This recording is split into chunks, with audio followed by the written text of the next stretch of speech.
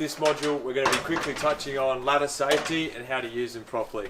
This here is an extension ladder. This is used to get us up way high, get us onto roofs. First thing to think about is how do we want the extension ladder to sit when we're looking to use it. The rule of thumb that the professionals will say is a 4-to-1 rule. So if you're putting the ladder up, if the ladder is touching here at 4 meters, when you come down here, that gap there will be 1 meter. So if you're putting your ladder up 8 meters, your ladder will be out 2 meters from the wall. That's the rule of thumb. So if you need to extend your ladder, if you need to get up higher, there's a pulley system here on the edge. You simply pull, the ladder will start to come up, and you can see here the locking mechanism will just continue to rise up the rung. So to bring it back down, same thing, pulley out and then just let it fall back down. And say if we wanted it at this height now, we can just press it in and we've got ourselves a secure ladder. When we're using the ladder and when we need to use the ladder, it's imperative that we work in twos. So one person to be using the ladder and climbing the ladder, the other person will be standing here with their feet footing the ladder. This is very simple, it's just a basic safety practice. This avoids the ladder from slipping out underneath. Make sure that if someone's working on the ladder and then they're cleaning a window off the ladder, that someone is here securing it at the bottom to make sure it's all safe.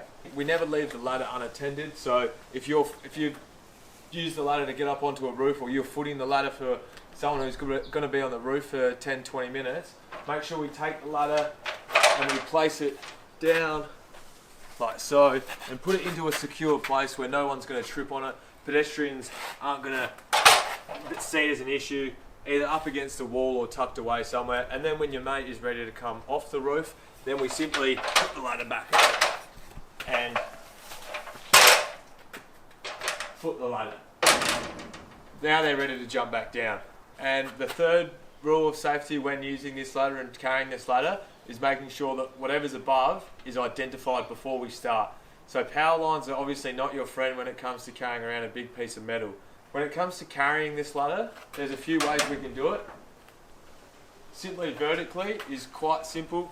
Make sure the weight of the ladder comes through the center of our body. So we don't want to be carrying the ladder like this. We want to make sure we're standing upright.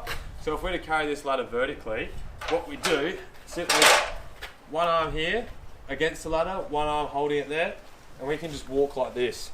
You can see I'm not bending, I'm not having to stretch, I'm not having to fall backwards. It's just a pretty simple straight body technique. When we're carrying the ladder to and from the van, this is a simple technique. As I said, all the weight through the center of the body.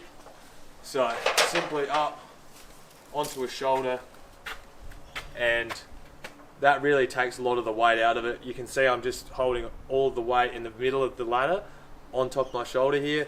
You can get comfortable, you can put your arm out like that, and honestly you can walk quite comfortably with the ladder on your shoulder. This is an A-frame ladder. We use these regularly in the business as well as the extension ladder. They're very simple to use. You've probably used one yourself. They just need to be used fully extended and on flat ground. We'll get into a bit more ladder detail and safety in the next module.